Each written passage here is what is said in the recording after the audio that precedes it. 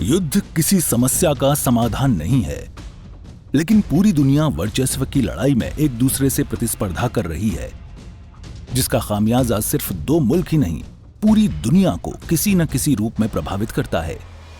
दरअसल ईरान और इजराइल के बीच 12 दिनों से चला आ रहा युद्ध अब खत्म होने की कगार पर है। अब ईरान की ओर से भी सीज फायर का ऐलान कर दिया गया है। ईरान इजराइल में अमेरिका की एंट्री और ईरान की ओर से यूएस बेस पर अटैक किए जाने के बाद कहा जा रहा था कि युद्ध अभी लंबा चल सकता है। संभावना यह भी जताई जा रही थी कि इस जंग में दूसरे देश भी शामिल हो सकते हैं, लेकिन अमेरिका के राष्ट्रपति डोनाल्ड ट्रंप ने दावा किया कि इजराइल और ईरान के बीच युद्ध विराम लागू हो चुका है। ट्रंप ने दोनों देशों से शांति की अपील भी की। लेकिन बड़ा सवाल है कि ईरान और इजराइल का युद्ध लंबा चलता तो इसका प्रभाव पूरी दुनिया के साथ ही भारत पर क्या पड़ता। यकीनन जंग लंबे समय तक चलती तो भारत ईरान के कारोबार पर काफी असर पड़ता। ईरान में भारत की ओर से चावल, चाय, केला, चना निर्यात किया जाता है। ईरान को भारत से बासमती का कुल 15% निर्यात होता है। असम से करीब 25,000 टन चाय का निर्यात होता है। युद्ध से इजराइल से भी कारोबार पर असर देखने को मिलता। सऊदी, यूएई और कतर से एलपीजी सप्लाई प्रभावित होती।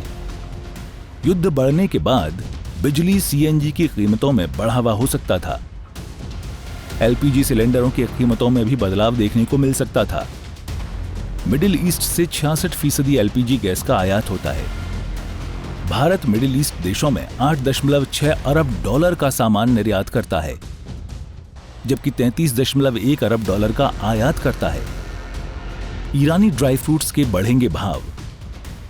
आपको बता दें कि युद्ध के समय में एलएनजी की सप्लाई बाधित होने से बड़ा असर देखने को मिलता और भारत के पास करीब 16 दिन की सप्लाई ही शेष थी।